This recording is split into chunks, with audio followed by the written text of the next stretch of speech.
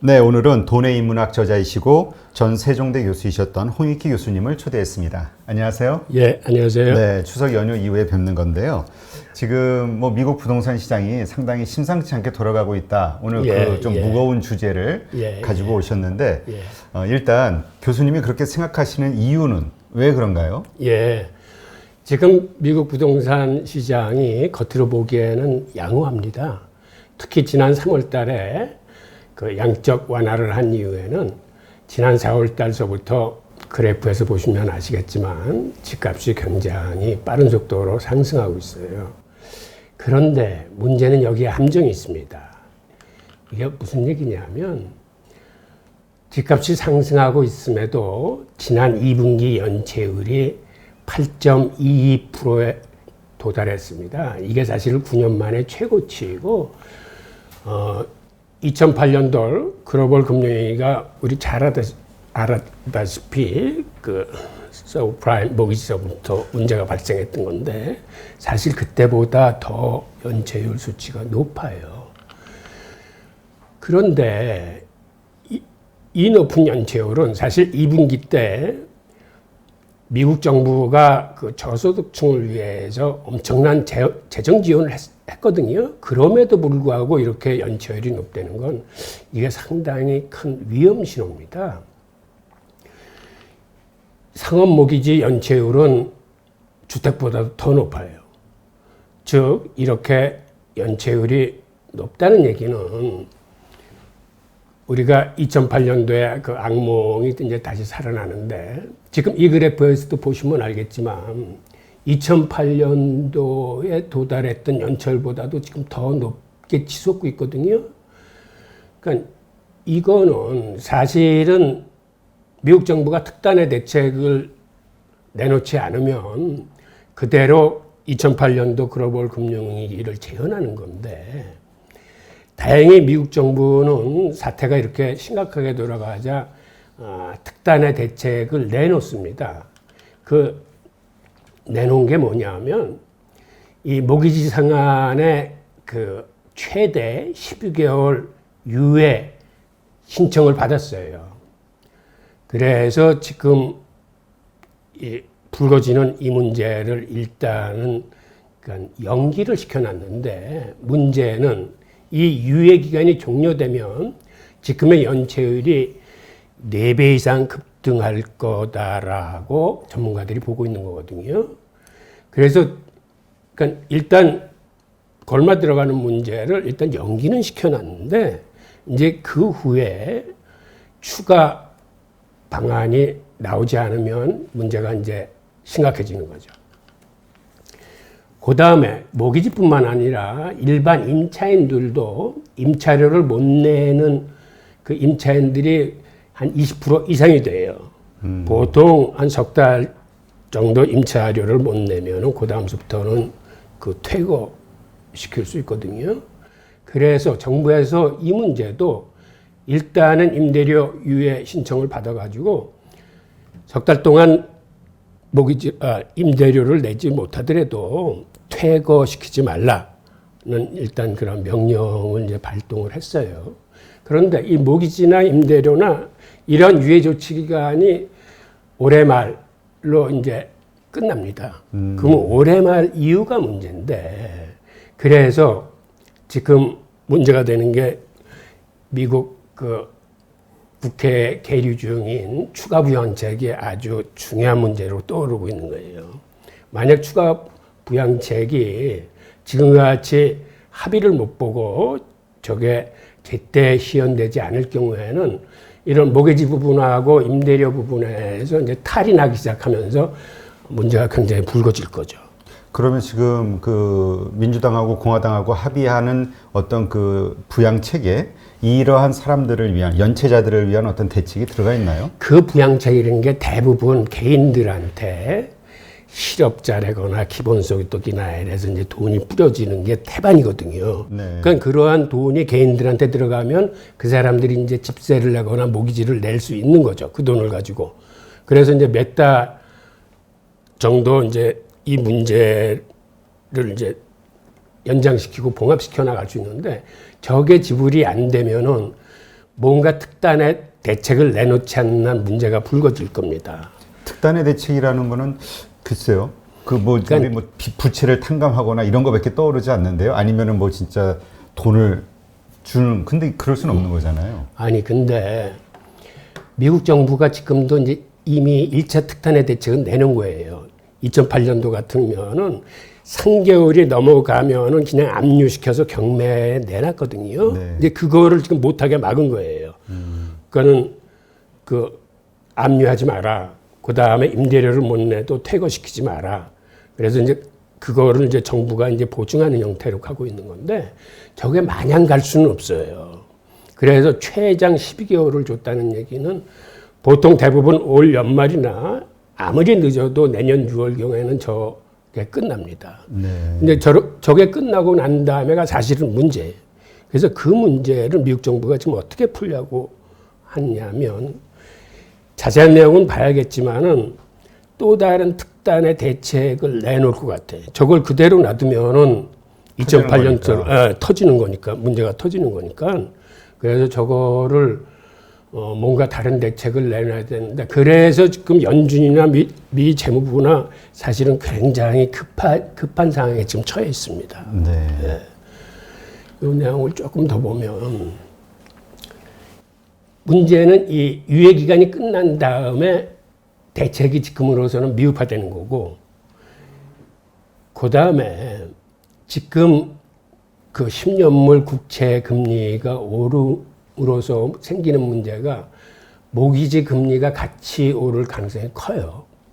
문제는 모기지 금리가 오르면 저거는 그 일반 국민들한테도 큰 타격이 됩니다. 네. 아직까지는 모기지 금리가 오르지 않고 있어요. 네, 지금은 낮아 있네요. 3%대 초반에 있는데 문제는 지금 10년물 국채 금리가 오른 추세거든요. 지금 이게 0.5%대에서 지금 0.7%대 거의 이제 0.8%대로 진입하려고 막 저러고 있는데 왜 저 수치가 위험한 거냐면 보통 미국인들이 30년물 모기지 금리를 받아서 이제 장기 금리로 집을 사는데 이 사람들이 그 상환 주기가 한 10년 정도 됩니다. 그래서 모기지 금리는 10년물 국채 금리하고 사실은 연동돼 있어요. 네. 그러니까 10년물 국채 금리가 오른다는 건 30년물 모기지 금리가 오른다는 얘기거든요. 저렇게 되면 이제 연체율이 이제 더 커질 가능성이 있는 거죠.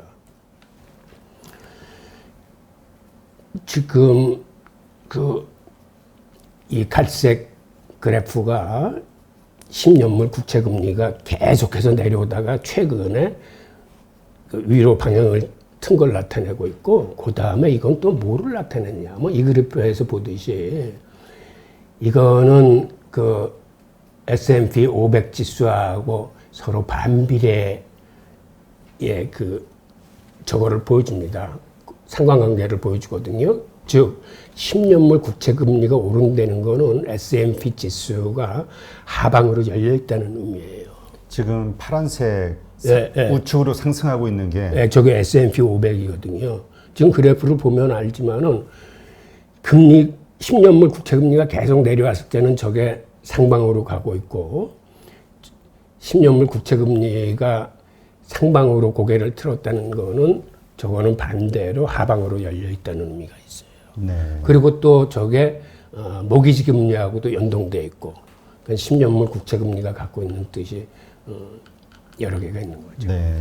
그다음에 미국 시장을 지금 들여다보면 미국 시장에서는 어떤 의미에서는 새로운 양극화가 자리를 잡고 있는데 10대 도시의 임대료는 하락하는 반면에 지방 도시의 임대료는 상승하고 있어요. 그다음에 도시 전체를 봤을 적에도 도심의 임대료는 하락하고 있고 교외의 임대료는 상승하고 있습니다.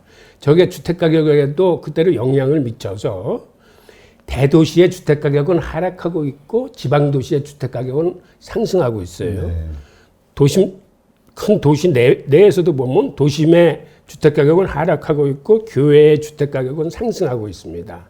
이러한 새로운 트렌드를 쓰고 있는데 문제는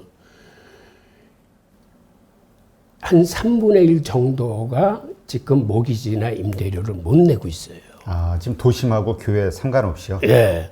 전체 모기지하고 전체 그 임차인 수준을 볼 적에 이 3분의 1 정도가 제때에 모기지와 임대료를 못 내고 있다는 건 이거는 굉장히 그 위험 수치입니다. 그러니까 겉으로 보이는 그 주택가격 지수하고 실제하고 이렇게 틀린 거죠.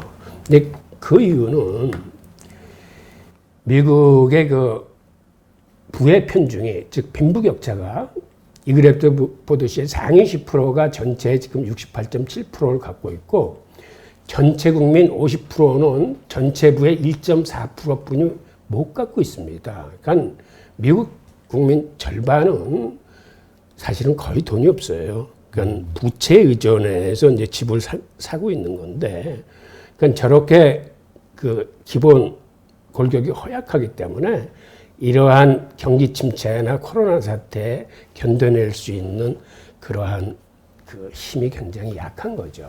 그래서 지금 연준으로서는 모기지 금리를 안정시키기 위해서 시중에서 계속 모기지 증권을 사들이고 있습니다. 그래서 실제로 연준이 갖고 있는 모기지의 양이 미국 전체 모기지의 3분의 1 정도를 이미 연준이 갖고 있어요. 엄청 가지고 있네요. 네. 근데 문제는 지금 연준으로서는 더 이상 양적 완화를 펼칠 그런 여력이 없어요. 그래서 국채나 모기지를 활발하게 사들여서 저시장을 안정시킬 만한 그러한 그 힘이 없습니다. 그러니까는 모기지 금리가 올라갈 것 같으면 시중에 모기지를 막 사들여야 되는데 네. 그럴 만한 연준이 지금 그 여력이 없다는 의미죠. 그리고 이 그래프는 뭐냐면 저 밑에 보면은 지금 그 압류돼 있는 주택의 수는 미국에서 한 386만 채 정도 됩니다. 네. 미국은 모기지가 3개월 이상 연체되면 압류 들어갑니다. 아, 그래요? 네, 그래서 이제 경매 내놓는 건데 지금은 그걸 일단 스톱시켰기 때문에 3개월이 넘어서 압류에 들어가야 됨에도 압류를 하지 않고 압류를 당하지 않은 집이 지금 한 236만 채 정도 있거든요. 그러니까 저게 유예 기간이 끝나면은 저게 380에다 230 그리고 앞으로 더 나올 숫자까지 하면 저 수치가 지금 엄청난 거예요. 그러니까 2008년도 글로벌 금융위기보다도 훨씬 많은 그 압류 물건들이 나옵니다. 그러니까 그때 저게 이제 시발이 돼서 그 뭐죠? 서브프라임 모기지 사태가 벌어진 거잖아요. 예. 전체 금융권들의 예. 위기로 몰렸고요. 예. 그러니까 미국 정부에서는 그때보다 더 심각한 이 상황을 어떻게든 해소할 수밖에 없는 거 아닌가요? 그렇죠. 방법을 어떻게든 그렇죠. 찾아서. 예. 그래서 사실은 연준이 계속 그 재정을 풀라고 그 거듭거듭 얘기하는 게 저게 재정에서 저거를 해결해 주지 않으면은 문제가 심각해지는 거죠. 근데 저러한 것을 재정으로 어떤 방식으로 해결할 수 있을까요? 재정 정책으로? 지금 재정이라는 게 재정의 큰 본류가 두 개인데 하나는 개인들한테 저소득층 개인들한테 돈을 푸는 거고 또 하나는 기업 대출이거든요. 네. 즉 저소득층 개인들한테 돈을 푸는 게 바로 임대료하고 모기지 문제를 해결해 주는 거예요. 아, 그들 뭐 대신 납부를 해준다든지. 아, 그런 건 자본주의에서 그런 건 있을 수는 없는 거죠. 그러니까 어떤 식으로 그 재정을 통해서 왜냐하면 우리도 과거에 예전에 뭐 카드 사태나 뭐 이런저런 일들 많았을 때 보면은 뭐 농민들 같은 경우 뭐 부채 탕감 이야기도 나왔었고 뭐 여러 가지가 있었잖아요. 그래도 뭐 어쨌든 뭐 필요하면 뭐 하긴 했는데 미국에서는 저 심각한 문제 그 액수도 상당한데 저걸 어떻게 해결할까 재정을 통해서. 그러니까 이번 상반기만 보더라도 미국이 국채를 발행해서 재정을 3조 4,500억 달러를 풀었는데 그 중에 태반이 개인들한테 푼 겁니다. 네. 즉 실업자, 기본소득, 뭐 기타 등등 해가지고 개인들한테 직접 나간 돈이 그 재정의 반이에요. 그렇게 개인들한테 돈이 나가야 그 사람들이 거기서 임대료도 내고 모기지도 내는 거거든요. 지금 4차 추가 부양책은 거기까지 했는데 지금 5차가 지금 국회에서 저렇게 막혀 있기 때문에 특히 제가 보기에는 연준 의장이 제일 지금 똥줄이 타는 것 같아요. 아니, 근데 어차피 이게 5차 부양책을 통해서 또 어떤 일시적인 어떤 소득을 준다 해서 그걸로 뭐 저거 뭐 미납된 거를 뭐 갚는다 하더라도요. 또 지나면은 근본적인 거는 직업이 생겨야 되는 거잖아요. 소득이. 맞습니다. 그러니까 이게 근본적인 대책이 될 것 그러니까는 같거든요. 연준이나 미국 정부가 바라는 건 그 사이에 코로나가 가라앉아가지고 경기가 회복돼서 일자리가 늘어나는 거죠. 그러니까 시간을 벌려고 그러는 거죠. 만약 그게 시나리오대로 안 돼가지고 앞으로도 이 경기 침체가 계속 길어지고 문제가 풀리지 않으면 이것도 문제가 터지는 거죠. 한계가 있겠죠, 아무래도. 정부에서 뭐 하는 데는. 네. 그리고 미국 그 부동산 정보 제공업체 코오로직에 의하면 지금 주택 시장에서 주택 가격이 과대평가되고 있는 도시가 한 40%에 이른다고 하거든요. 그래서 이 사람들이 내다보기에는 6월 달에 코로나 확진자가 급증하고 장기 불황이 계속될 경우에는 이 내년 5월까지 집값이 한 6.6% 정도 떨어질 걸로 예측을 하고 있어요. 그러니까 이 상황이 길어지면 길어질수록 저 하락폭은 더 커질 겁니다. 근데 한국에서도 지금 어떤 문제가 생기고 있냐면 거래 건수가 굉장히 급감하고 있거든요.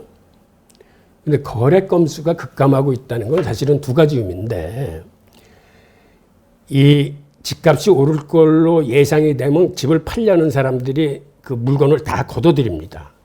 그래서 거래 건수가 줄어들 적에는 집값이 치솟습니다. 근데 거래 건수가 급감하면서도 집값이 꺾이지 않는다는 얘기는 여기는 수요가 줄어들고 있다는 얘기예요.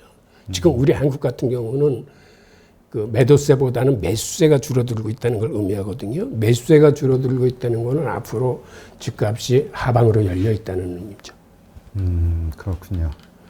그 다음에 이 제롬 파월 아저씨가 여기 뭐라 그러냐면 미국인이 대출 못 갚아 집 쫓겨날 판이다.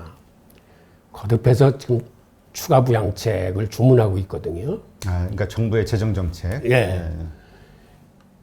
그 다음에 우리 트럼프 아저씨는 돌아와가지고 일단 협상 중단을 선언했잖아요. 그 다음에 뭐 이걸 개별적으로 풀겠다고 그러는데 그거는 뭐 그렇게 쉽게 될 것 같지는 않고. 그러니까 이 얘기를 딱 듣고 나서 그 다음에 제롬 파월이 무슨 얘기를 했냐면 추가 부양책 없으면 경제 파국이다 라고 얘기를 해요. 지금. 그러니까는 제롬 파월이 지금 가장 신경 쓰는 문제가 이 부동산 연체 그리고 지금 상황이 2008년도 글로벌 금융위기 때보다도 훨씬 이 연체율이 높고 심각하기 때문에 이 문제에 대해서 굉장히 그 우려를 하고 있는 겁니다. 사실 우리가 저기 미국 상황이긴 하지만 그냥 이렇게 그 강 건너 불구경 할 수 없는 게 이게 미국 시장이 흔들리면 결국 세계 전체 시장이 다 흔들리는 거잖아요. 맞습니다. 한국도 부동산 시장도 따라가게 되고요. 지금 그동안 그러지 않아도 고점 논란이 많았었고 버블 논란도 있었던 부동산 문제가 이게 미국에서 어떻게 그러니까 흔들리는 모습 자체만 가지고도 한국도 영향을 받는 거 아닌가 이런 걱정이 되거든요.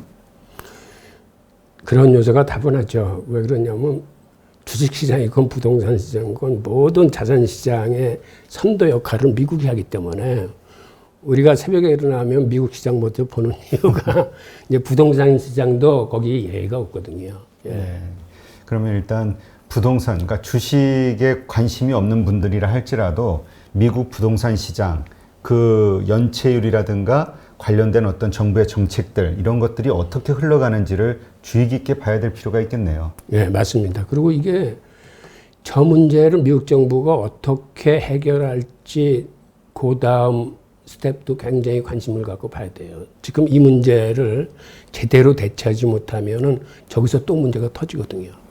그렇죠. 지금은 상황이 자꾸 이렇게 문제를 자꾸 연기하는 것뿐이지 근본적인 해결책은 없는 거잖아요, 사실. 이 코로나가 완전히 해결되고 뭔가 경기가 다시 예전 수준으로 되살아나기 전까지는 뭐 사실 근본적인 대책은 없는 거죠. 그렇습니다. 알겠습니다. 하여튼 뭐 그 좀 긴장감을 갖고 미국 쪽의 부동산 관련 뉴스들, 그다음에 정부의 정책들 한번 꼭 살펴보시기를, 한국에 뭐 주식 투자하지 않으시는 분들이라 할지라도 그렇게 할 필요가 있겠네요. 네, 그러면 이번에는 그 유대인들이 그 사실 실리콘밸리를 좀 장악하고 있잖아요. 휩쓸고 있고요. 그리고 그들은 뭐라 그럴까요? 자신이 성공하면 또 다른 사람을 도와주면서 같이 막 이끌면서 하여튼 자꾸 그 뭐라 그럴까요? 선순환의 구조를 만드는, 그래서 맞습니다. 우리가 되게 부러워하는 그 뭐라 그럴까요? 우리 그 커뮤니티? 창업 생태계. 창업 생태계. 우리 그거에 대해서 좀 이야기를 해 주시죠. 그 유대인들이 실리콘밸리를 휩쓰는 이유는 지금 말씀하신 것처럼 그쪽은 창업 생태계가 잘 발달되어 있습니다. 그 미국 언론들이 그 유대인의 창업 생태계를 보면서 만들어낸 그 조가 하나 있어요. 페이펄 마피아라고. 지금 나와 있는 이 사진이 그 페이펄 마피아들이 모여 있는 그 유명한 사진인데, 유대인들은 이 창업 생태계를 조성하면서 서로 밀어주고 끌어주고 당겨주고 이 도와주는 그런 단결력이 엄청 강합니다. 이 그래프는 그 유대인들의 그 창업, 그 계보를 그려놓은 건데, 여기서 보면 저렇게 다들 연결돼 있어요. 그리고 이 페이퍼 마피아에 대한 히스토리를 잠깐 소개시켜드리겠습니다. 우선은 그 페이퍼 마피아의 그 주도 세력인 피터 틸과 맥스 레브친이 어떻게 만났는지 그 과정을 한번 살펴보면, 사실은 피터 틸은 그 철학을 공부하고 난 다음에 이 양반이 그 헤지 펀드에 들어가서 그 펀드 매니저를 해요. 그 다음엔 또 법대에 들어가서 나와서 이제 변호사가 됩니다. 그러고 나와서도 이제 헤지 펀드 매니저를 했는데, 그 과정에서 이제 자기 모교인 그 스탠포드에서 그 시간 강사를 했었어요. 근데 그 시간 강사하는 과목에 듣는 학생 수가 굉장히 적었어요. 6명인가 그랬는데, 그 중에 한 사람이 맥스 레브친이라는 유대인이 있었습니다. 근데 맥스 레브친이 그 강의를 들으면서 그 피터 틸한테 찾아가서 그 창업에 대한 그러한 그 상담을 하게 됩니다. 그래서 찾아가서 내가 이러이러한 그 기업들의 그 보안 솔루션 기술을 개발하려고 그러는데 여기에 대해서 어떻게 생각하느냐라고 이제 상담을 받고, 그러한 과정에서 하루는 또 찾아와서 개발은 내가 하겠는데 이 CEO를 맡아줄 사람이 필요하다. 그랬을 적에 피터 틸이 그거 뭐 바깥에서 구하느냐, 내가 그거 할 수 있을 것 같은데, 이런 얘기를 합니다. 그래서 둘이 그 힘을 합쳐서 이제 창업을 하게 돼요. 그런데 이 유대인들끼리는 이렇게 서로 힘을 합친다는 게 이게 굉장히 자연스러운 거예요. 바깥에서 보기에는 좀 이상한데 어떻게 별로 만나서 큰 관계도 아닌데 어떻게 같이 일을 할까라고 생각할 수 있지만, 유대인들은 무슨 일을 하든지 함께 합니다. 그 함께 하면서 내는 시너지 효과가 혼자 있을 때보다 훨씬 강하다는 걸 알기 때문에 그들은 공부할 적에도 항상 친구하고 같이 하고, 뭘 연구할 적에도 혹은 사업을 할 적에도 항상 같이 내는 그런 의식이 있어요. 그래서 이 둘이 만나서 하면서 그 단박에 그 성공을 이뤄낸 건 아니에요. 두 번째 실패를 합니다. 실패라는 것보다는 너무 이른 기술을 만들어내 가지고, 모바일을 활용한 기술인데 모바일의 발전 속도가 이 기술을 쫓아오지 못하는 거예요. 그러니까는 그 보안 폴더를 만들었는데 여기다 이제 문서를 운반하는 건데, 이 모바일 기술이 미처 쫓아오지 못하니까 이들이 무슨 생각을 하냐면, 그럼 여기다 문서를 날릴 게 아니라 여기다 돈을 집어넣어서 날리면 어때? 라는 생각을 하게 돼요. 그게 바로 그 지금 페이팔의 그 태동입니다. 그래서 그 컴피니티라는 회사를 만들어서 한 50억 정도의 투자금을 모았어요. 근데 열심히 하는데 자기하고 똑같은 개념으로 하는 친구가 또 있는 거예요, 보니까. 그래서 둘이 경쟁에 붙기 시작했어요. 그래서 회원들을 모집하는데 이 사람들이 막 현금을 지급해. 가입하면 뭐 $10씩 준다거나. 근데 둘이서 경쟁하다 보니까는 이게 경쟁보다는 차라리 손을 잡는 게 낫겠다라고 생각해서 이거를 합칩니다. 그게 일론 머스크의 X.com과 그 피터 딜과 맥스 레브틴의 컴피니티가 합쳐서 태어난 게 바로 페이팔이에요. 네. 그래서 이 페이팔을 하면서 주변에 이제 유대인 친구들을 많이 이제 개발자나 이 동료로 끌어들이고 나서 이걸 2003년도에 이베이에 $15억 성공적으로 매각을 합니다. 그리고 $15를 주고 매각한 다음에 그 돈을 다 나누어 가지고 잘 먹고 잘 사는 게 아니라 이 사람들이 다시 창업 전선에 다 뛰어들어요. 그 다음에는 이제 다 뿔뿔이 흩어져서 자기가 하고 싶은 창업을 하는데, 그런데 이렇게 뿔뿔이 흩어졌어도 이 사람들의 응집력이나 단결력이 굉장히 강합니다. 네. 그러니까는 그 창업을 하게 되면 넘어야 될 과정이 많은데 그걸 서로 힘을 합쳐서 도와주는 거예요. 우선 피터 딜 같은 경우는 벤처 캐피탈 회사를 하나 만들어서 그 전 동료들한테 다 투자를 하기 시작합니다. 그러니까 같이 페이팔을 했던, 그래서 탄생한 게 유튜브, 그 다음에 테슬라, 스페이스X, 링크드인, 진카, 엘프, 야모, 여러분들이 이름을 들으면 다 알 수 있을 만한 이런 유니콘 기업이 7개가 탄생을 합니다. 근데 이거는 개인적인 역량도 뛰어나지만 자기들끼리 이렇게 힘을 합쳐서 도와줬기 때문에 가능한 거예요. 그러니까 저런 상황을 보고 이제 미국 언론들이 하는 짓이 꼭 마피아 같다라고 그래서 이제 페이팔 마피아라고 이제 이름을 붙인 거고. 마피아가 좀 끈끈하잖아요. 서로의 그 조직을 위해서. 그렇죠. 네. 네.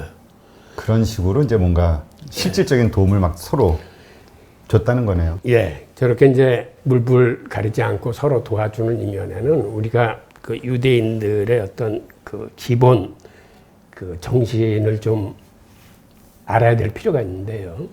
유대인이라 하면 유대교를 믿는 사람인데 유대교는 율법을 따르는 종교입니다. 그런데 율법의 기본 정신을 두 단어로 사실은 요약을 할 수 있어요.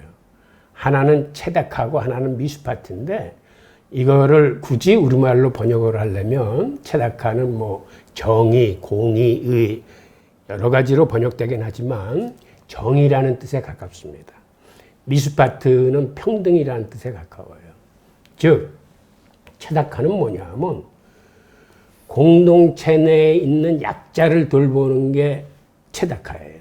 그러니까 유대인들이 살아왔던 힘은 2000년 이상 뿔뿔이 흩어져서 디아스포라라는 공동체를 유지하면서 살았는데, 그렇게 그 외지에서 남의 나라에서 살아날 수 있던 힘은 사실은 단결력 때문에 사는 거예요. 그러니까는 공동체 내의 약자들, 돈이 없는 사람, 고아, 과부, 노약자들, 이런 사람들은 힘 있는 그 구성원들이 어떻게든지 도웁니다. 즉, 그들한테 체닥하려는 건 도와줘도 되고 안 되는 어떤 관용의 정신을 얘기하는 게 아니라 공동체 이론이라면 그러한 약자를 도와야 되는 의무가 있어요. 그러니까 인간이라면 당연히 마땅해야 될 도리를 얘기합니다. 약자가 있는데 그걸 모른 척하는 그거는 정의롭지 못한 불의한 인간이 되는 거예요. 그래서 유대인들은 이 체데카를 삶의 중심에 놓고 살아가고 있습니다. 그 다음에 평등이라는 뜻은 뭐냐면 세상의 통치자는 하나님 한 분이세요. 그래서 하늘나라에 있는 모든 인간은 평등하다는 생각을 갖고 있습니다. 그러니까 인간이 통치자를 인간을 통치자로 만드는 게 아니라 세상의 통치자는 하나님 한 분이시고 하늘 아래에 있는 모든 사람은 평등하다는 이런 평등 사상으로 인해서 유대인한테는 후츠파 정신이 나오는 겁니다. 즉 그들은 신입사원이 경영층한테 도발적으로 질문하고 치열하게 논쟁을 할 수 있는 게 서로 평등하다는 이 평등 사상을 믿기 때문에 그래요. 그래서 유대인 사회에서는 회사에서 직위나 군대에서의 계급은 일을 효율적으로 나눠 하기 위한 것이지 그것 때문에 사람이 상하관계나 종속관계에 속한다고는 생각하지 않아요. 그거는 스승과 제자 사이에도 마찬가지고 사실은 부모 자식 지간에도 마찬가지입니다. 이걸 종속관계로 보지 않고 동등한 인격체의 평등관계로 봅니다. 네, 그렇군요. 그러니까 그 저러한 그러니까 뭐 그 기본적으로 뭐 100%다 그러진 않겠지만 기본적으로 이제 그런 마인드들이 가지고 있는 거잖아요. 그 함께 뭐 도와줘야 된다. 그리고 내가 뭐 우리는 그 뭐라 그러죠? 그 양반과 상놈 뭐 이런 어떤 그 귀족 계급 문화가 있어가지고 이렇게 어떤 무시하는 이런 것들이 있잖아요. 아직까지도 어떤 직업에 대해서도 그렇고. 근데 또 빈부에 대한 어떤 이런 그 어떤 선입관 이런 것도 좀 강하고요. 근데 유대인들은 기본적으로 저런 생각을 갖고 있기 때문에 누구와도 협력할 수 있는 필요하다면 그런 마인드를 갖게 된 거네요. 그렇죠. 이 체다카를 조금 더 설명을 드리면 이 체다카를 하는데도 순서와 단계가 있어요. 즉 순서라는 건 예를 들어서 내가 성공했다. 내가 돈을 많이 벌었다. 하면 내가 도와줘야 될 순서가 있습니다. 즉 그 얘기는 자기하고 가장 가까운 사람서부터 도와주게 돼 있어요. 그러니까 내가 돈을 벌면 나하고 가장 가까운 사람은 나하고 촌수가 0촌인 내 배우자예요. 그러니까 배우자가 원하는 거를 해주는 거예요. 그 다음에는 배우자 다음에 가까운 사람은 1촌입니다. 1촌은 부모님도 1촌이고 자식도 1촌이야. 네. 그럼 누구를 먼저 도와드려야 되나? 부모님? 그건 이제 육아사상에서 이제 13세 이하의 미성년 자녀가 1순위입니다. 그 다음에 부모님이야. 그 다음에 13살이 넘은 성인 자녀들. 그 다음 순서는 2촌이에요. 3촌, 4촌 이렇게 가. 그래서 유대인 사회에서는 사촌이 땅을 사도 배가 안 아픈 이유가 나를 도와줄 가까운 사람이 성공하니까는 이건 자축할 만한 일이에요. 유대인들은 성공하면은 자기 친척들부터 불러서 회사를 차려. 그래서 유대인 기업은 항상 가족회사, 동족회사 이래요. 그리고 자기가 잘 되면 그게 도와주는 순서야.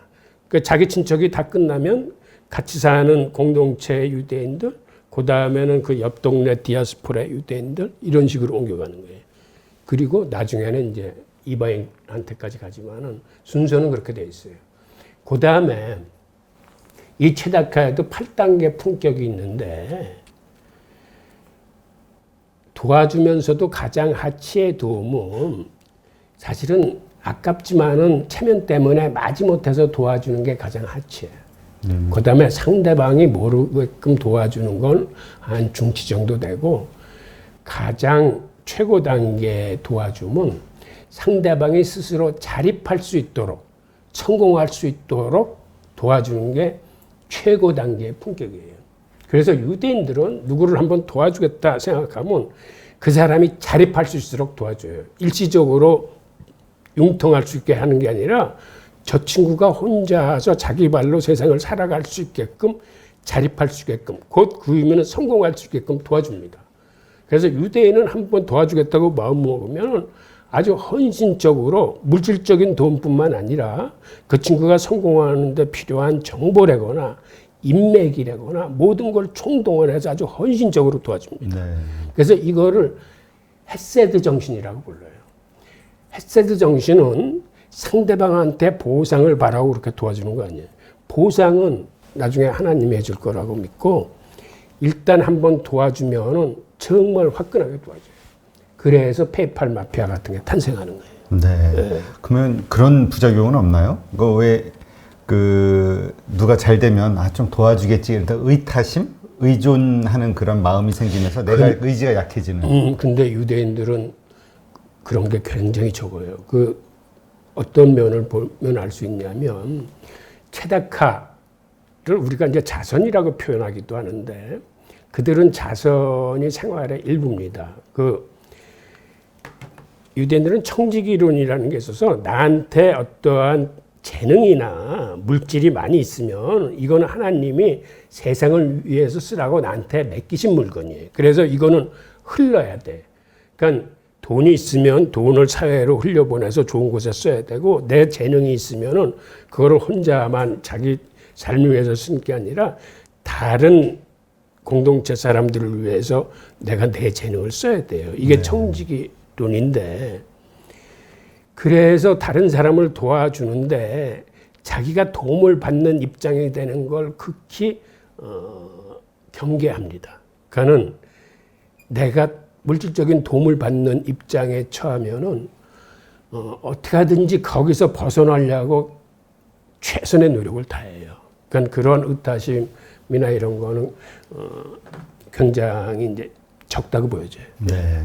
근데 진짜 페이팔 마피아 저것처럼 뭐라 그럴까요? 우리도 이렇게 뭔가 성공한 그런 사람들이 있잖아요. 기업가들. 그러면 이제 보통 뭔가 엑시트를 하거나 돈이 생기거나 그러면 또 그런 자기와 비슷한 창업자들을 발굴하고 육성하고 투자하고 그래서 자꾸 그 부를 늘려나가는 어떤 생태계 같은 걸 만들면 참 좋겠다라는 생각이 드는데 우리도 언젠가 그렇게 되겠죠. 그렇게 돼야죠. 네. 돼야 됩니다. 유대인들은 중세서부터 그 무이자 대출 협회가 있어서 망하더라도 3번까지 그 창업 자금을 대줍니다. 아, 그래요? 예. 그러니까 그들이 보면은 보통 2.6번째, 평균적으로 2.6번째 창업에서 가장 성공 확률이 크더라라는 그런 확률을 옛날부터 믿고 있었던 것 같아요. 그래서 상대방이 망하더라도 2번, 3번까지 창업 자금을 무이자로 대침으로써 그 사람을 어떻게 하든지 자립시켜요.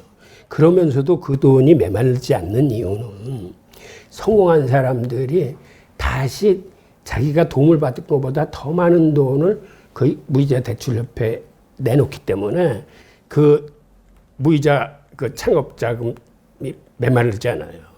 그리고 지금에 와서는 유대인들은 싹이 보이면은 굉장히 빠른 속도로 선투자를 합니다. 그래서 유대인들 사이에서 창업은 투자를 받을 확률이 97%나 돼요. 근데 우리 젊은이들은 투자를 받을 확률이 한 1.5%뿐이 안 됩니다. 그러니까 우리는 투자 받기가 너무 힘들거든요. 네. 그러니까 이러한 게 이제 바뀌어 나가죠. 제가 보기에는 바뀌어 나갈 거라고 믿습니다. 근데 참 궁금한 게 97%나 이제 대출을 해주잖아요. 돈을 빌려준다는 거는 그만큼의 어떤 사업 성공 확률이 높다라고 판단되기 때문에 빌려주는 건가요? 아니면 그런 확률이 안 보인다 하더라도 이렇게 해주는 경우가 있는 건가요? 확률이 보여야죠.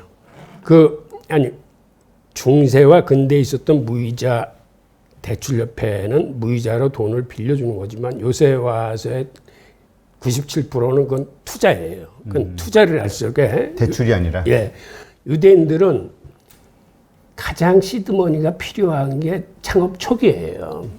그 창업가들이 견디지 못하고 이제 탈락하는 게 아이디어는 있고 제대로 된 뭐 플랫폼이나 앱을 개발했더라도 그거를 알아봐주지 못하고 투자자가 보이지 못해가지고 그걸 끌고 나갈 수 없기 때문에 처음에 좌절하는 경우가 굉장히 많은데 유대인들은 그거를 굉장히 잘합니다. 그러니까는 싹수가 보인다라고 하면은 다른 사람보다 먼저 창업을 해요. 그러니까 투자를 해요. 피터 틸이 성공한 것 중에 하나가 페이스북의 그 싹수를 알아보고 처음에 페이스북의 지분을 10% 사들여요. 투자를 해. 네. 그때 50만 달러를 들여서 그 페이스북에 그 지분 10%를 사들였는데 나중에 그게 어느 정도 되신 줄 압니까? 얼마 정도 됐죠? 50만 불 투자한 게 50억 달러가 됐어요. 그러니 처음에 알아보고 투자한다는 게 사실은 투자하는 사람한테도 대단한 거예요. 그렇죠. 대부분 성공하기보다는 실패할 확률이 크기 때문에 버린다 생각하는 그런 사람들도 많이 있거든요. 그러니까 그 사람들은 이렇게 보는 거지. 한 10개 중에서 하나만 성공해도 되니까 그 대충 앞으로 괜찮다고 생각하는 것에 이 여러 개 이제 씨를 뿌려놓는 거죠. 근데 우리도 저러한 문화가 되려면 우리가 좀 바뀌어야 되는 게 많이 있는 것 같아요. 뭐냐면은 M&A라는 것 자체가 되게 기업의 어떤 생태계를 빠르게 순환시키는 긍정적인 건데 뭔가 기업을 운영하다가 팔면은 돈 장사했다 막 이런 어떤 부정적인 생각을 하는 사람들도 꽤 많이 있거든요. 아니요, 앞으로는 안 그럴 거예요. M&A는 굉장히 사는 쪽에서도 자기 사업을 활성화시키는 가장 빠른 거고, 이 파는 사람도 결국은 창업은 사실 자기가 끝까지 키우겠다는 것보다는 빨리 이거를 매각하고 그 다음에 또 다른 재창업으로 뛰어들고 해서 이게 활성화돼야 되는 거거든요. 네. 그다음에 헤세드 정신을 조금 더 설명을 드리면은 유대인들은 어디 출장을 가면 가장 먼저 그 동네 시나고그를 찾아갑니다. 그러니까 유대인 예배당을 찾아가는 건데 그러면 시나고그의 그 원로가 무슨 일로 왔는지를 이제 자세히 묻습니다. 그러니까 저는 여기에 무슨 일로 왔고 이런 걸 쭉 설명하면 그 양반이 그 다음번 그 안식일 예배 끝나면 우리 집에서 식사나 같이 하지 하고 이제 보통 부르는 게 관례예요. 네. 그리고 그 식사 자리에 그 사람한테 도움을 줄 수 있는 사람들을 옆에 다 배석을 시킵니다. 그래서 이 친구에 대한 마케팅, 홍보, 심지어는 뭐 자금 이러한 인맥이나 정보들을 다 꾸려줘요. 그러니까 이게 어떤 면에서는 자그마한 헤세드 정신의 그 발현이에요. 그러니까 유대인은 어딜 가더라도 자기 형제들이 자기를 도와줄 거를 믿어요. 그러니까 유대인은 개인의 역량도 뛰어나지만 바로 이러한 공동체 정신, 단결력이 굉장히 무서운 거고 실제로 나스닥에 상장된 이스라엘의 벤처기업 수가 유럽 전체 국가의 벤처기업 수보다 더 많아요. 그래요? 예, 그 얘기는 이스라엘의 벤처기업가들이 그렇게 뛰어난 천재들이냐? 저는 그렇게 생각하지 않아요. 저거는 실리콘밸리에서 성공한 유대인 기업가 선배들이 다 끌어주는 거예요. 그러니까 이스라엘이라는 나라는 800만 분이 이렇게 안 되는 나라이기 때문에 그 시장을 상대로 이렇게 벤처기업이 탄생하기 힘든 구조인데 그럼에도 그런 기업들이 이렇게 나스닥에 상장하는 거는 미국에서 성공한 기업들이 끌어주고 땡겨주고 M&A 하면서 그것들을 빨리 사주기 때문에 가능한 거예요. 그 다음에 이스라엘에 가보면 세계적인 연구소들이 정말 많습니다. 한 몇백 개 돼요. 그러면 이스라엘 연구 생태계가 그렇게 좋은 거예요? 물론 히브리 대학도 있고 뭐 여러 좋은 연구소들도 있지만 그보다는 미국이나 유럽에서 성공한 기업가들은 조국에 대한 보온 차원에서 이스라엘에다 연구소를 내. 그 연구소를 내는 사람들이 유대인이군요. 예. 그래서 다른 기업들도 그쪽에 연구 생태계가 너무 잘 조성되어 있으니까 할 수 없이 거기 들어가야 돼. 그래서 우리나라 삼성전자나 LG전자도 거기 연구소를 내요. 그러니까 그만큼 그러니까 이런 것들이 다 사실은 어떤 의미에서는 헤세드 정신이야. 서로 도와주는 정신으로 이제 저런 게 발현할 수 있는 거죠. 네, 뭐 듣기만 해도 상당히 부럽네요. 예. 하여튼 뭐 듣기만 해도 부러운 그들만의 어떤 그 단결력, 그다음에 그들의 생각, 그다음에 행동으로 옮기는 그들의 어떤 철학 이런 것들이 부럽기만 한데 한국도 뭔가 저런 면에서 근데 이렇게 되려면 누군가 위에서 그런 어떤 하나의 모범을 보이는 정말 페이팔 같은 어떤 성공한 사업가가 됐든 대기업이 됐든 하여튼 뭐 부자들이 됐든 이런 어떤 노력이 필요하지 않을까라는 생각이 드네요. 네. 이번에는 그 세상이 바뀌고 있다. 이제 우리도 미래를 선점해야 된다라는 이제 주제를 가지고 오셨는데요. 이게 구체적으로 어떤 걸 얘기하는 건지 좀 이야기해 주시죠. 저는 32년간 코트라에서 우리나라 수출 기업들, 특히 제조업 기업들을 지원해오고, 그 다음에 뭐, 정년퇴직한 이후에는 이제 대학에서 이제 학생들을 가르쳤지만, 최근에 들어와서 우리나라가 이제 다시 도약하는 이러한 그 중흥의 분위기를 느끼고 있습니다. 아, 그래요? 예. 어떤 걸 보고 그렇게 느끼시나요? 우선은 우리 BTS나 어떤 그 문화산업, 한류, 드라마의 어떤 이러한 세계적인 팽창과 더불어서 그 다음에 그 반도체뿐만 아니라 2차 전지, 뭐 소부장 등등 예전하고 색다른 어떠한 그러한 진취적인 어떤 기상이나 이런 걸 좀 느끼거든요. 그래서 앞으로 아시아 시대가 도래할 거라고 생각을 해요. 네. 그런 턴미 같은 경우는 그 문명의 그 동진서를 얘기했는데, 실제로 제조업이 도는 거 보면, 예를 들어서 예전에 영국의 산업혁명에서 미국을 거쳐서 저게 일본이나 한국, 중국 쪽으로 이렇게 돌고 있거든요. 네. 근데 저런 기운이 머지않아 그 아시아 중심 시대가 될 거라는 생각을 합니다. 우선 그 이후로 2028년 정도 되면은 중국의 경제 규모가 미국의 경제 규모를 추월할 거라고 보고요. 그 다음에 마찬가지로 우리 한국의 수출이 일본의 수출을 그 즈음에 추월하지 않을까라는 그런 예상을 해봅니다. 요 문제를 제가 하나하나 짚어가면서 한번 설명을 드릴게요. 현재도 세계 무역액 순위는 중국이 가장 많이 합니다. 그런데 무역액뿐만 아니라 실질적으로 나라 전체의 경제 규모가 커지는 거는 중국 같은 경우 미국을 추월하는 시기를 전문가들은 2030년 정도를 전망하고 있는데, 이게 코로나19로 인해서 앞당겨질 가능성이 큽니다. 올해 같은 경우만 해도 그 OECD 측에서 전망하는 건 중국이 한 마이너스 한 2.1% 정도 성장을 하는 반면에 미국은 한 마이너스 7% 정도 성장할 거라고 보거든요.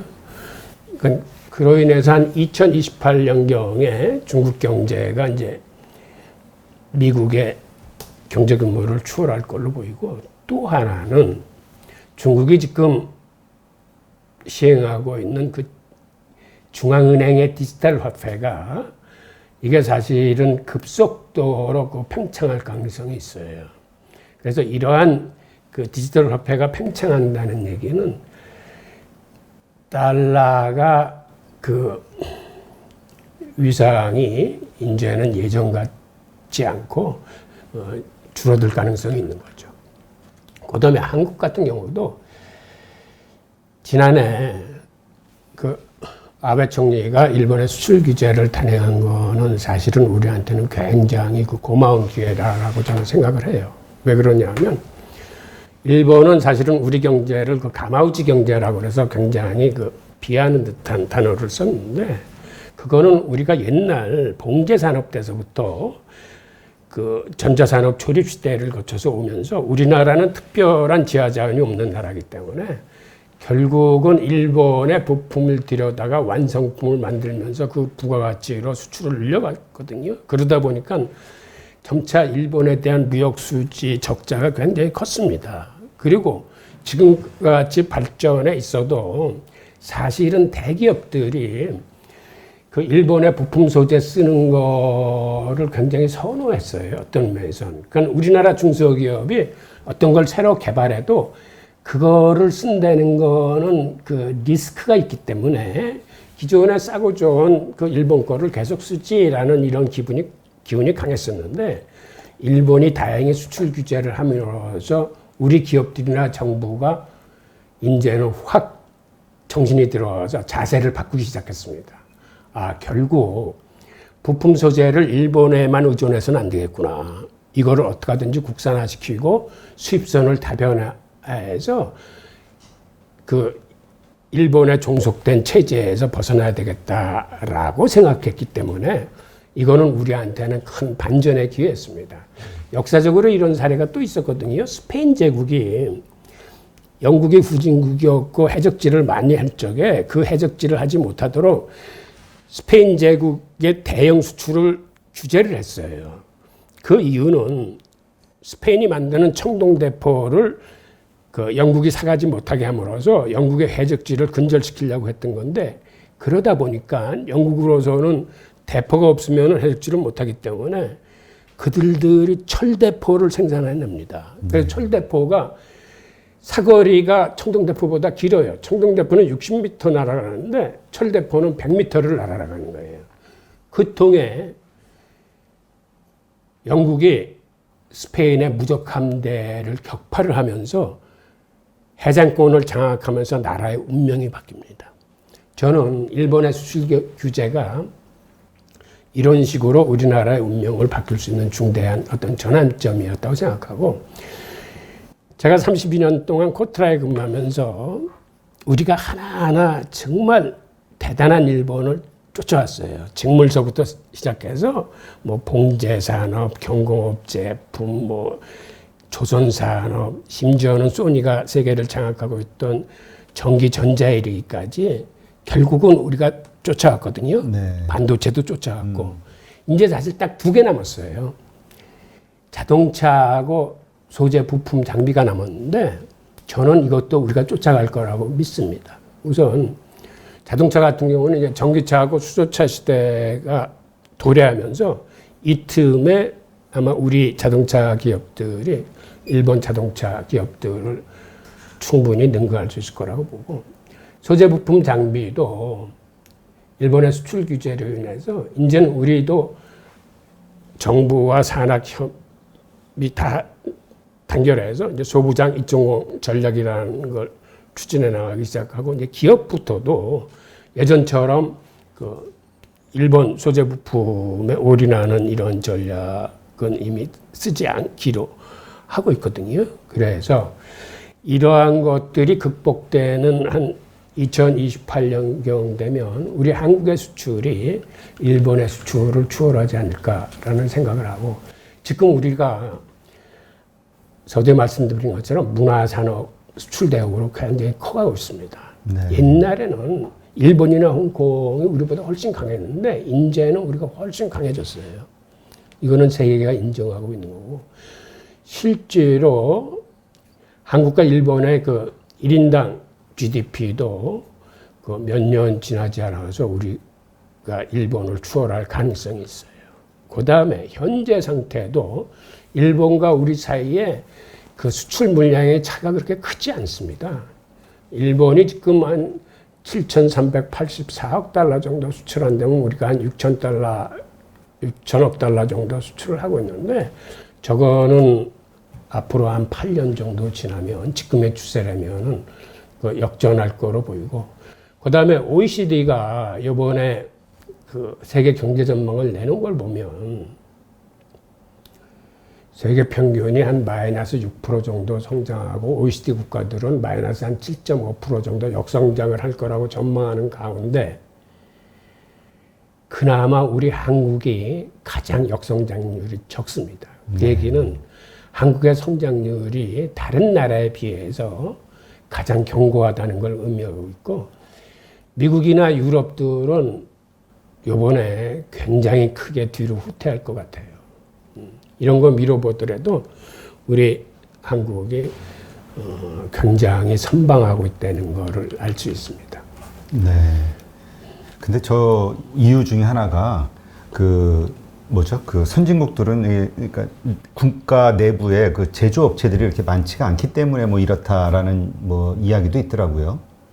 예, 그럴 수 있어요. 그 선진국일수록 서비스 산업의 비중이 굉장히 큽니다. 미국 같은 나라는 사실은 제조업 비중은 한 10% 남짓뿐이 안 돼요. 그래서 무역 전쟁을 하면서 환율로 무역 수지를 개선하겠다고 하지만 그건 사실은 얘기가 안 돼요. 그거는 사실은 시비를 붙게 해서 하는 거지, 환율이 조정됐다고 해서 미국 같은 나라는 무역 수지가 개선되지 않습니다. 그거는 제조업 비중이 워낙 작기 때문에. 네.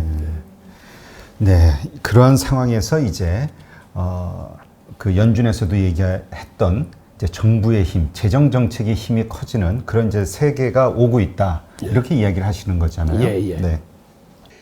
지금 미국 같은 경우는 통화 정책은 사실은 한계에 봉착돼 있어요. 그 이유는 여태까지의 통화 정책이 그렇게 좋지 않은 결과를 낳았다는 자기 반성에서부터 시작합니다. 즉 제로금리와 양적 완화로 유동성을 많이 풀었더니 특히 월스트리트를 통해서 유동성을 풀었더니 이건 있는 사람들한테 들어가가지고 있는 사람들의 소득만 높여주고 그 사람들의 그 부만 키워줘서 세상이 빈부격차가 더 심해지고 소득 불평등이 심해졌다는 얘기거든요. 이 그래프에서도 보면 알지만은 상위 10%의 소득이 나머지 전체 국민 90%의 소득보다도 이제는 더 많습니다. 그거는 돈 잘 버는 한 사람이 나머지 9사람보다 돈을 더 많이 버는 거예요. 그러면 돈 잘 버는 한 사람한테 들어간 돈은 이게 사회로 나오질 않고 이게 고가 안에 그 비축이 됩니다. 그러면 사회적으로 소비가 확 줄어들어요. 그러니까 이게 경제 성장의 가장 큰 저해 요인이에요. 미국이 이런 건 이제 깨달은 거예요. 아, 이대로 가면은 크게 두 가지 문제가 봉착하는데 우선은 중산층이 붕괴돼서 사회를 받쳐줄 허리가 없어지는구나. 이거는 지속 가능하지 않다는 걸 깨달은 거고 그 다음에 이렇게 빈부격차가 커지고 소득 불평이 커지면은 이게 경제 성장의 가장 큰 저해 요인입니다. 미국 같은 나라는 소비가 사실은 먹여 살리는 나라인데 소비가 그 돌질 않는 거예요. 네.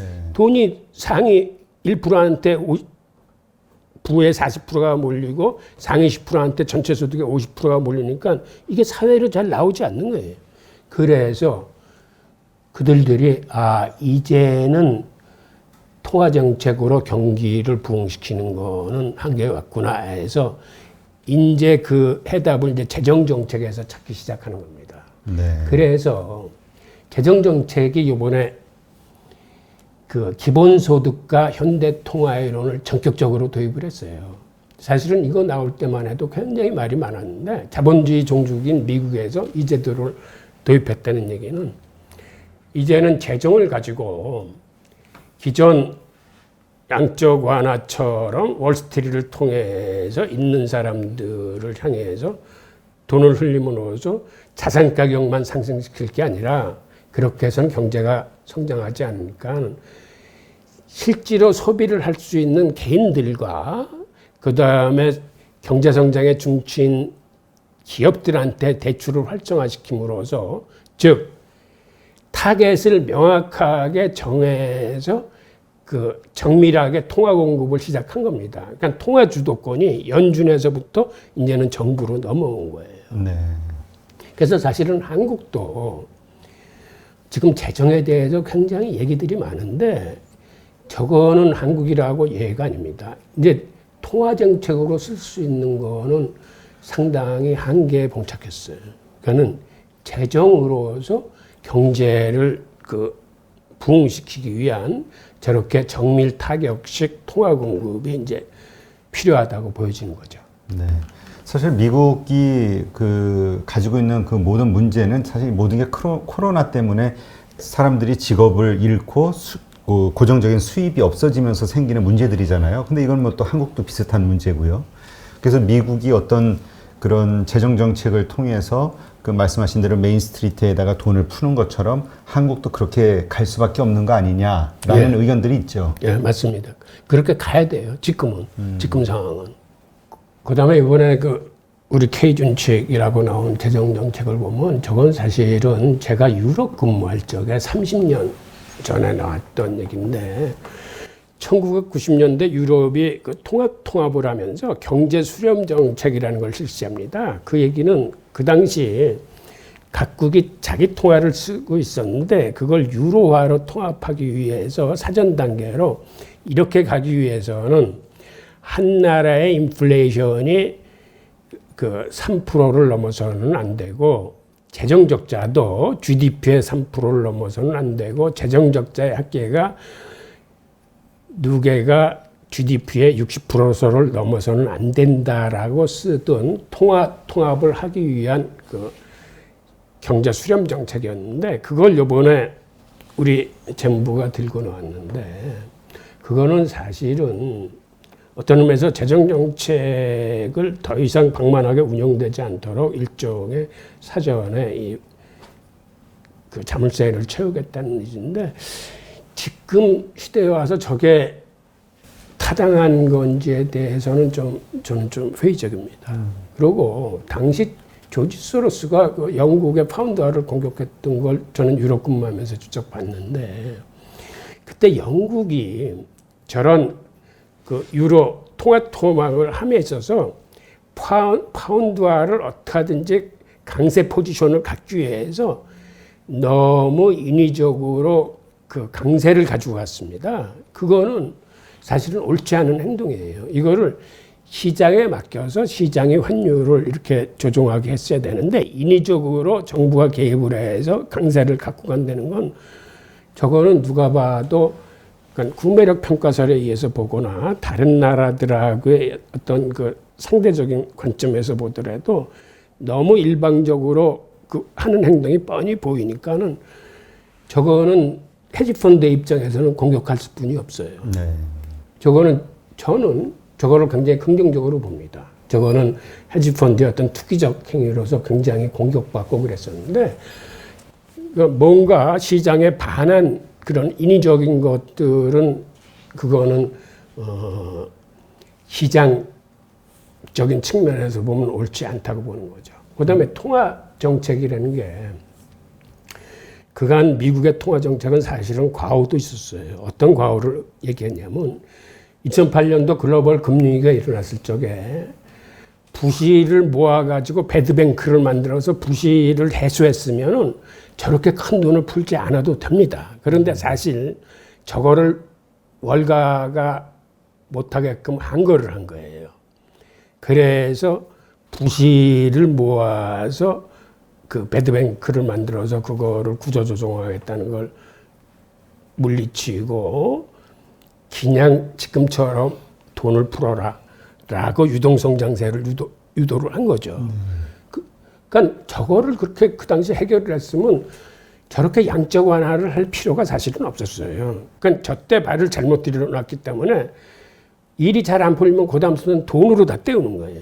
근데 돈으로 때우는데도 문제가 있는 거죠. 경제에 공차정심이 없다고 언젠가는 저게 이제 얘기를 합니다. 돈이 너무 많이 풀려지면은 저게 자산 가격은 올리지만은 문제는 경제를 그렇게 성장시키지 못해. 기존의 네. 통화 정책은. 그래서 재정 정책으로 넘어오는 건데 그런데 미국처럼 저렇게 통화 정책을 남발하는 것도 문제가 있지만 일본처럼 국채를 너무 많이 발행해서 재정 정책을 남발하는 것도 사실은 문제가 있습니다. 네. 일본의 잃어버린 30년도 저게 그 재정 정책의 어떤 탕진도 그 이유의 하나인데, 그러니까 사실은 통화 정책이나 재정 정책은 서로 조화롭게 서로를 보완해 가야 되는 거예요. 네. 그런데 저렇게 어느 한 정책에 그 남발하거나 탕진을 함으로써 아주 그쪽에 그 여유를 잊어버리는 저렇게 한계 상황에 봉착하면은 굉장히 어려운 상황에 이제 부딪힐 수 있는 거죠. 그래서 최근에 이제 재정을 보면은 옛날에는 재정이 경기 부양에 초점이 맞춰져 있었는데 이제는 미국 같은 경우를 보더라도 오히려 소득 재분배 쪽에 그 초점이 맞춰지고 있습니다. 그러니까는 이게 옛날 같으면은 파퓰리즘이나 저 좌파적인 그 방식이다라고 문제가 많이 제기됐을 법한 건데 지금 자본주의 종주국인 미국에서 저런 정책을 쓰기 때문에 저거를 사실은 제대로 저희들이 분석을 하고 이제 음미할 필요가 있는 거죠. 네. 그러니까 지금 사실 그 뭐라 그럴까요? 기재부라든가 뭐 어떤 그 과거 어떤 이론에 사로잡힌 경제학자들은 이제 지금 무슨 현대통화 이론서부터 시작해가지고 모든 거에 대해서 상당히 부정적으로 보는 거잖아요. 그리고 아주 심각하게 문제를 보고 있고 과거의 어떤 그 기준으로 세워진 기준으로 보면은 지금 우리가 되게 위험한 거 아니냐 이런 행동들이 재정 정책이나 통화 정책에 있어서. 근데 지금 이 코로나라는 사태 때문에 세상이 확 바뀌었기 때문에 지금은 지금에 맞는 새로운 어떤 그런 어떤 경제 이론들, 정책들이 필요하다. 이 말씀으로 우리가 이해를 하면 되겠네요. 네, 그렇죠. 네. 이번에는 그 처음에 말씀하셨던 대로 아시아 시대가 이제 돌아오고 있다 말씀을 하셨는데 그 아시아 시대라는 거를 어떤 분들은 좀 비판할 수도 있거든요. 뭐냐면 아시아 시대냐? 그건 중국 시대가 열리는 거 아니냐? 근데 그걸 우리가 아시아 시대라고 말할 뭐라 그럴까? 논리가 있나요? 예. 저는 예전부터 그런 생각을 했는데 아시아 시대라는 게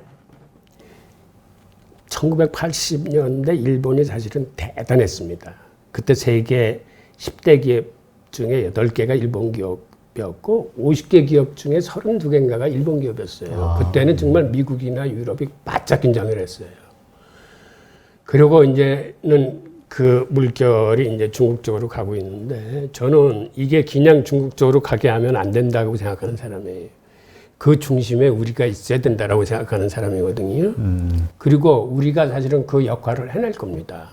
그러니까 아시아 시대가 오더라도 사실 일본과 중국은 자기들끼리 연합해서 뭐 경제 공동체라거나 어떠한 그 거대한 그러한 무역 네트워크나 경제 공동체를 만들지 못해요. 그런데 그 중심에 한국은 이 두 나라를 아우를 수 있는 그러한 그 중간자 역할을 할 수 있는 게 우리예요. 그리고 경제 중심에 있어서도 물론 중국이 대국으로서 경제 규모도 커지고 무역 규모도 커지겠지만 사실은 우리는 강소국의 위치로 남아 있을 수 있습니다. 그러니까는 지금 세계 반도체 시장도 그렇고 앞으로 2차 전지 시장도 그렇고 앞으로 문화산업에 대한 것도 그렇고 우리는 사실은 우리의 할 수 있는 역할이나 그 여지가 있어요. 그리고 그걸 어떻게 하든지 우리는 해내야 돼요. 그러니까는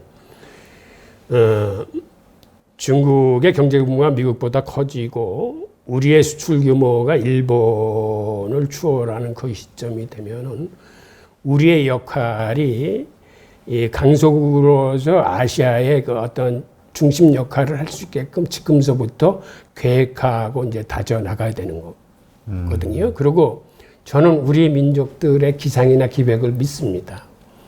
우리가 기마 민족의 후예인데 옛날서부터 그 강한 중국이 우리를 어쩌지 못했어요, 사실은. 그리고 이런 게 앞으로의 새로운 시대를 맞이해서도 이거는 우리 한민족의 기상과 기백은 다시 살아날 거예요.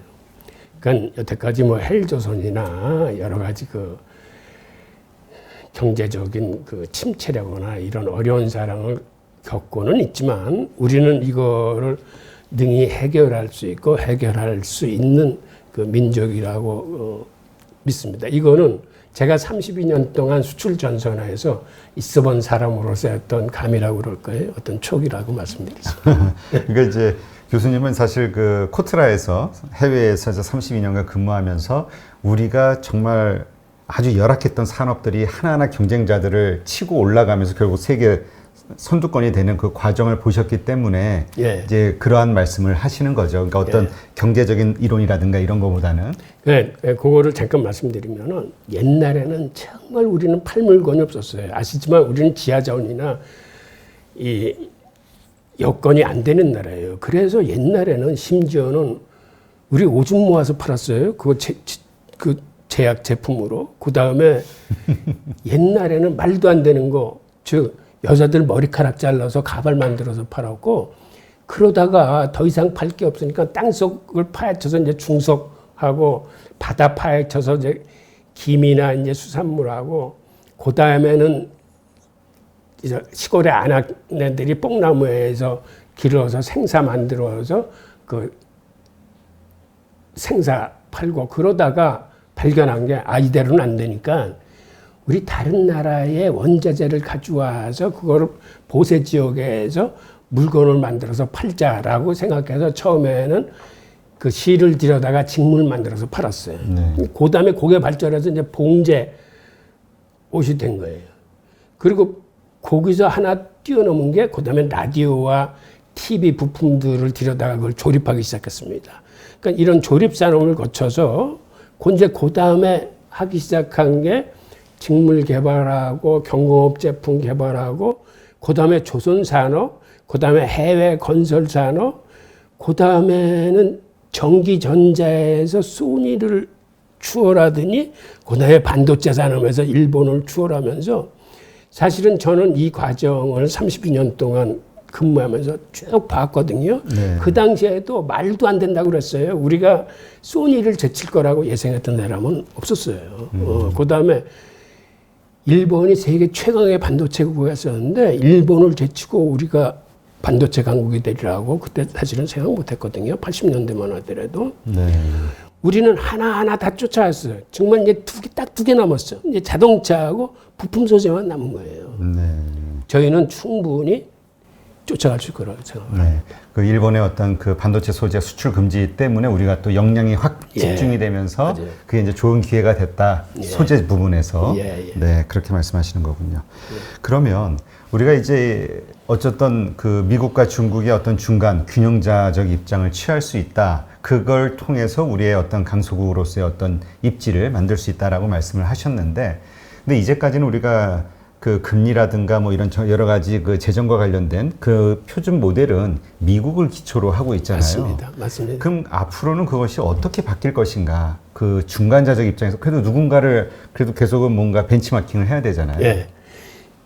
좋은 말씀하셨는데, 그러니까 우리는 사실은 경제학자들이나 관료들이 대부분 다 미국에서 공부한 사람들이에요. 네. 그래서 미국에서 어떤 일이 발생하면 예를 들어서 미국이 금리를 인하했다. 그러면 우리도 사실은 즉각 쫓아서 내립니다. 그런데 현실은 우리가 중국에 수출하는 물량이 미국에 수출하는 물량보다 2배 이상 훨씬 더 많아요. 그러니까 지금 우리 경제는 사실은 중국하고 연동돼 있습니다. 근데 경제 정책은 미국을 쫓아가는 거예요. 그래서 이거를 저는 아시아 시대에 걸맞게 이제는 좀 균형자적인 입장에서 미국의 경제 정책과 우리의 독자적인 경제 정책 그리고 중국의 정책을 적절히 감안해서 어떠한 그 균형점을 다시 찾아야 될 거라고 생각을 해요.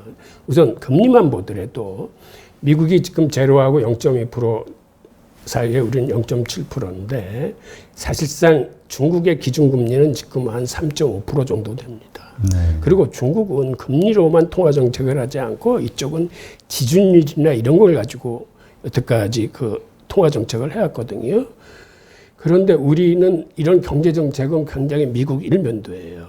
그래서 이제는 우리의 경제정책도 우선 미국이라는 시장과 중국이라는 시장 그 중간에 서가지고 어떤 게 우리한테 경제적인 실익이 있는지 예를 들어서 사실 우리 금리가 0.75%가 아니라 미국과 그 중국 금리의 한 중간 정도에 있었으면 사실은 지금 같은 시기에 부동산 문제도 일어나지 않고 그다음에 달러 캐리 트레이드가 그 중국으로만 쏠리지 않고 우리가 적정한 수혜를 입을 수 있는 그런 국가거든요. 네. 그런 의미에서 앞으로 어떤 통화 정책이나 이런 것도 아시아 시대에 걸맞는 우리 나름의 그 독자적인 그러한 정책이 필요하겠다라는 생각을 합니다.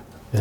조금 전에 이제 중국에서 그 사용하는 통화 정책으로 지준율 말씀을 하셨는데요. 지준율에 대해서 잠깐 좀 소개를 해주시죠. 무엇인지. 그러니까 지준율이라는 건 은행이 그 예금을 받았을 적에 그 예금자를 위해서 일정 비율을 갖고 있어야 될 그 준비, 말 그대로 지급 준비율이거든요. 그런데 이 중국 같은 경우는 이 지준율을 높였다 놔뒀다 하면서 시중에 유동성을 공급해요. 즉 그 얘기는 금리를 건드리지 않는다는 거예요. 근데 우리나라 미국은 금리를 건드려서 유동성을 방출하는 정책이거든요. 그러니까 이 두 가지를 다 혼용하면은 지금처럼 우리가 이렇게 금리가 낮지 않아도 될 수 있는 상황이지 않았나라는 이제 그런 생각을 하고, 이렇게 금리가 낮지 않았으면 앞으로 통화 정책에 대한 여력도 클 뿐만 아니라 부동산 문제도 이렇게 우리가 심하게 그 문제가 꼬이지 않았을 거라고 저는 보거든요. 그 다음에 자본 유입도 지금보다는 훨씬 많은 돈이 우리 채권 시장이나 주식 시장에 들어올 수 있습니다. 네.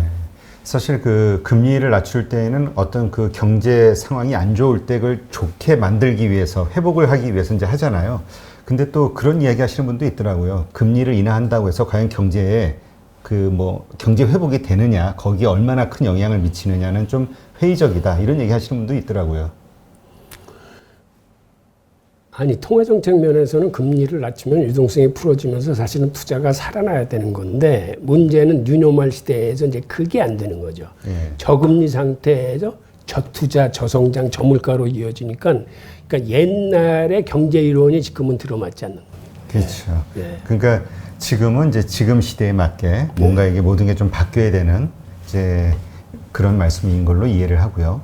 근데 이제 그렇게 걱정하시는 분들도 있어요. 우리가 사실은 이제까지 쭉 미국 그 지향적인 경제 정책을 해왔기 때문에 미국을 벗어난 어떤 정책들을 펼쳤을 때 과연 우리의 생존율이 있겠는가? 네, 그런 것들. 이제 위험성들. 우리나라는 사실은 생각보다는 강한 나라입니다. 그래서 이제는 그렇게 외부에 그렇게 심하게 휘둘리지 않을 수 있는 그러한 나라가 됐어요. 옛날에 우리가 70년대, 80년대 그렇게 힘들었을 적에는, 근데 지금은 저는 어디서 희망을 보냐면, 한마디로 우리 한류, 드라마와 방탄소년단이 이렇게 세계를 휩쓸면서 이게 사실은 국가 이미지하고 기업 이미지에도 직결됩니다. 그러니까는 예를 들어서 어느 나라에서 우리나라 드라마에 흠뻑 빠진 세대들이 많으면 많을수록 그 사람들한테 코리아라는 이미지와 더불어서 메이드 인 코리아 제품에 대한 이러한 그 신뢰도가 급상승하거든요. 이거는 수출 증진에도 직결이 될 뿐만 아니라 이제 문화산업 그 자체가 수출 경쟁력을 갖게 되고, 그 다음에 앞으로는 사실은 여타 서비스 산업, 금융 산업이나 이런 것도 최수출 산업이 될 수 있어야 돼요. 네.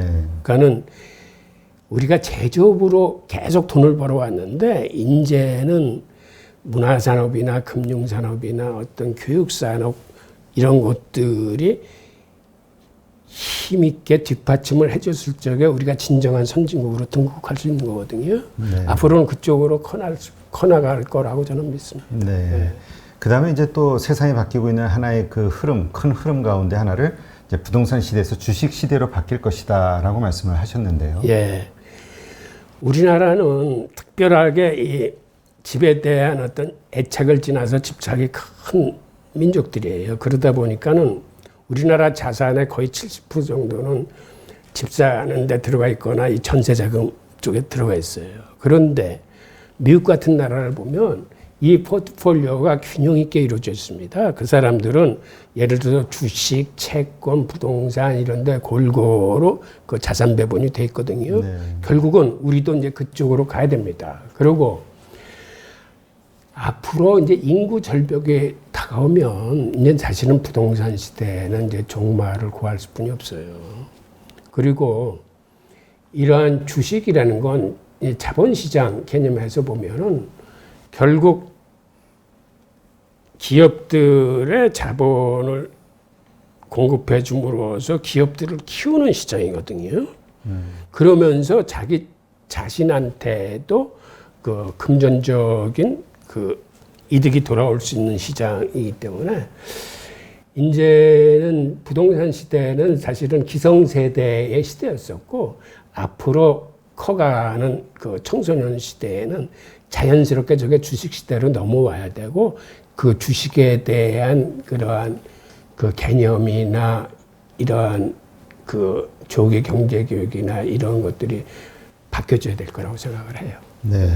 그래서 사실 이 부동산과 관련해서는 참 논란이 많은데요. 이제까지 부동산 떨어진다 했지만 언제 떨어진 적이 있냐, 계속 상승하지 않았냐, 이렇게 얘기하는 부동산 불패론자 이분들이 참 많이 있거든요. 사실이 그래왔어요. 네. 사실이 그래서 기성세대들은 부동산에 대한 어떤 신화 같은 걸 갖고 있습니다. 그런데 일본 사례에서도 보듯이 일본이 버블이 터지면서 부동산 가격이 아주 급락을 했거든요. 그리고 그게 이제 일본의 고령화 사회하고도 맞물리는데, 불행하게도 우리 사회도 이제는 출산율이 1이 안 되는, 세계에서 가장 출산율이 낮은 나라에다 고령화가 빠르게 진척되는 나라예요. 우리나라가 유엔 그 전망에 의하면 세계 최장수기 될 수 있을 거라고 그러는데, 그건 사실은 고령화 계층이 빨리 늘어나기 때문에 최장수기 되는 거거든요. 그러면 그 시대에 가면은 부동산은 떨어질 수뿐이 없어요. 그거는 앞으로 저 부동산 시장이 몇 년 혹은 얼마나 더 버틸지는 모르지만, 결국은 저거는 통계적으로, 추세적으로 이제는 그 하락하는 그런 시대로 접어들 거고, 주식은 기업이 발전하면 발전할수록 이 시장은 등락은 있겠지만 계속 추세적으로 커지는 시장입니다. 그러면 젊은이들은 사실은 저쪽에 눈이 띄어지고 저쪽으로 인도를 해야 되는 게 이제 바른 방향인 거죠. 예. 네, 그렇군요. 그러면 이제 앞으로는 사실 미국이 좀 포트폴리오가 균형 잡혔다 이런 말들을 많이 듣잖아요. 한국도 이제 부동산과 주식, 금융자산 간의 어떤 이 비중이 좀 이렇게 조정이 돼야 되는 그런 시대가 올 것이다. 이렇게 보시는 거군요. 네. 네. 지금 뭐 사실 또 이 동학개미 해가지고 이번 코로나 사태 때문에 젊은 주식 투자자들이 많이 몰리고 있잖아요. 예, 이게 아마 좀 우리의 어떤 그 부를 이루는 수단이 확 바뀌는 계기가 되지 않을까. 예, 좋은 현상이죠. 예. 저는 굉장히 좋은 현상이라고. 그런 이야기를 많이들 하시더라고요. 그럼 이번에는 우리 환율 정책도 이제 좀 뭔가 바뀌어야 되지 않을까 이런 이야기도 있거든요. 이 부분에 대해서 좀 설명해 주시죠. 우리나라 관료들이 갖고 있는 절대선에 대한 개념이 몇 가지가 있습니다. 그거는 우리나라는 수출로 커온 나라니까 수출 기업들을 어떻게든지 적극적으로 밀어줘야 되겠다는 게 이제 밑바탕에 깔려 있어가지고, 환율이 우리의 원화가 평가절하되면 될수록 이게 수출에는 도움이 많이 된다라고 그래서 사실은 환율 정책의 기본 방향이 그쪽으로 잡혀 있어요. 그런데 사실은 경제라는 거는 항상 양면성을 갖고 있습니다. 원화의 가치가 평가절하된 상태면은 수출 기업들은 경쟁력을 갖지만, 대신 수입 물가가 비싸지기 때문에 서민들의 쓰는 그 소비자 물가는 높아지는 거예요. 그러니까 어느 한쪽을 시장에서 다른 한쪽을 지원해 주는 정책이거든요. 근데 이제는 저는 제 자신이 그 수출 기업들을 위해서 그 32년간 근무를 해온 사람이지만, 이제는 너무 수출 기업 위주의 정책은 타당하지 않다고 봐요. 먼저 서민이나 국민 경제가 이제는 우선돼야 된다. 그러니까 우선까지는 아니래도 이게 공평하게 가져야 돼. 그러니까 환율을 수출 기업 쪽을 향한 그런 게 아니라 이제는 시장에 맡겨가지고 그냥 어느 쪽도, 그러니까 한마디로 관료들이 절대선 추구 안 해도 되니까 그냥 시장에 맡겨라라는 게 이제 제 얘기고, 그다음에 비슷한 의미로 전기료도 그래요. 사실은 옛날에 우리가 그 수출 기업들을 지원하기 위해서 산업용 전기료를 가정용 전기료보다 훨씬 싸게 책정을 해놨는데, 이게 지금까지 계속되는 거거든요. 네. 그래서 사실 중소기업이나 영세기업한테는 이게 일리가 있는 정책이에요. 하지만 대기업들, 삼성전자나 현대차를 위해서 서민들이 아직도 거기를 지원해야 된다고 생각하십니까? 저는 그렇게 생각하지 않거든요. 그래서 이제는 산업용, 가정용의 그 전기료도 이제는 저거를 차별 없이 같게 만들어줘야 돼. 즉, 그 얘기는 가정용 전기료는 조금 더 싸지고 산업용 대기업에 들어가는 건 비싸지겠지만, 저게 그래도 돼야 된다, 그렇게 돼도 된다라고 생각하는 이면에는 지금 세계 200개 대기업은 RE100 정책이라고 해서 자기들이 쓰는 전기는 재생에너지로 자체 생산을 목표로 하고 있습니다. 그래서 미국의 뭐 페이스북이나 아마존이나 할 것 없이 저 사람들이 재생에너지 저기에 엄청난 돈을 지금 퍼붓고 있어요. 그러니까 우리나라 대기업들도 이제는 저기에 합류를 해서 자기들이 쓰는 전기는 신재생 에너지로 만들어서 쓸 수 있게끔 저런 세계적인 그 큰 대세에 붙여줘야 돼요. 저거를 지금도 계속해서 산업용 전기료를 가정용보다 싸게 해줌으로써 저거를 묶어놓을 필요가 없는 거예요. 네. 저는 그렇게 보고 있거든요. 이런 의미에서 이제는 과거에 우리가 수출 기상주의 때 책정했던 그런 정책들이 이제는 재검토되고 이제 바뀌어져야 된다라고 저는 생각을 합니다. 네. 사실 그 정부 관료 뭐 일부겠죠. 그러한 생각을 가지고 있다고 전에 어떤 그 뉴스 기사인지에서 본 것 같은데요. 이 한국의 성장을 이끈 공무원들이 아직도 이 한국을 자신들이 이렇게 계속 키워갈 수 있다라는 어떤 그런 생각, 그렇기 때문에 그 컨트롤 해야 된다, 이런 생각들이 아직은 남아 있다. 사실 관료들이 했던 그 부분이 확실히 있어요. 네. 옛날에 7, 80년대 관료들이 그러한 정신으로 그 우리 경제 정책을 입안하고 이끌어왔기 때문에 그나마 우리는 이렇게 세계 수출 6강이 될 수 있었던 거예요. 그러니까 그 공헌을 폄하하는 거 아닙니다. 그런데 이제는 세상이 바뀌고 있다. 그리고 바뀌었다. 그리고 이제는 서민들의 삶도 무게중심에 와줘야 된다는 의미죠. 이런 경우가 있었는데 사실은 아이폰이 2007년도 그 1월 달에 그 발표가 됐어요. 근데 우리나라에 들어온 거는 2년이 지난 삼성 안드로이드 폰이 나오면서 그때야 그 아이폰이 들어왔습니다. 저는 이때도 무슨 생각을 했냐면 해외에서 제가 아이폰을 쓰면서 야, 이거를 우리 국민들은 이런 게 나와 있다는 것 자체를 모르는구나, 못 쓰는구나 하면서 굉장히 안타까웠던 적이 있는데 저것도 관료들의 어떠한 보호주의나 절대선의 의미에서 나온 거라고 저는 보거든요. 왜 그러냐면 어떻게 하든지 삼성 안드로이드폰이 나와서 우리 시장을 장악해 해서 그 산업 기반을 만들 수 있게끔 보호주의 정책을 쓴 건데 저게 가장 두드러졌던 게 우리나라 자동차 산업이에요. 그러니까 자동차를 우리나라가 이만큼 키운 거는 그만큼 바깥의 거를 막고 보호해줬기 때문이거든요. 네.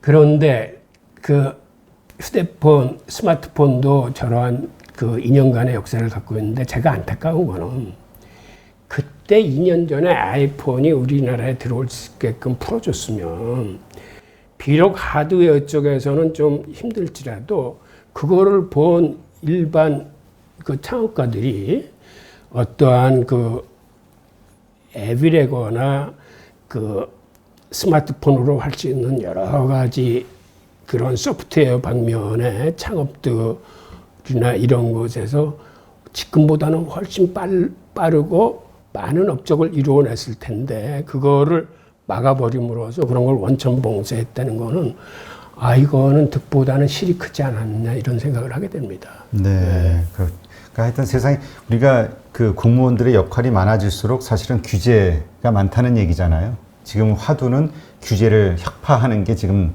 그 한국의 새로운 성장을 위해서 필요하다는 게 이제 공감대가 펼쳐진 상황이고요. 네, 네.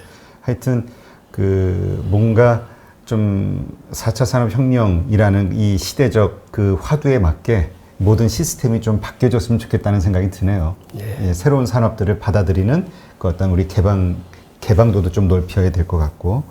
네. 하여튼 오늘도 교수님과 함께 그 국제 그 금융 상황서부터 시작해서 우리 한국이 어떻게 중국보다야 뭐 중국보다 더 커질 수 있을, 그러니까 더 강한 나라가 될 수 있을까요? 강한 나라는 될 수 있죠. 네. 커지지 못하더라도. 네. 예. 규모는 좀 작지라도, 작을지라도.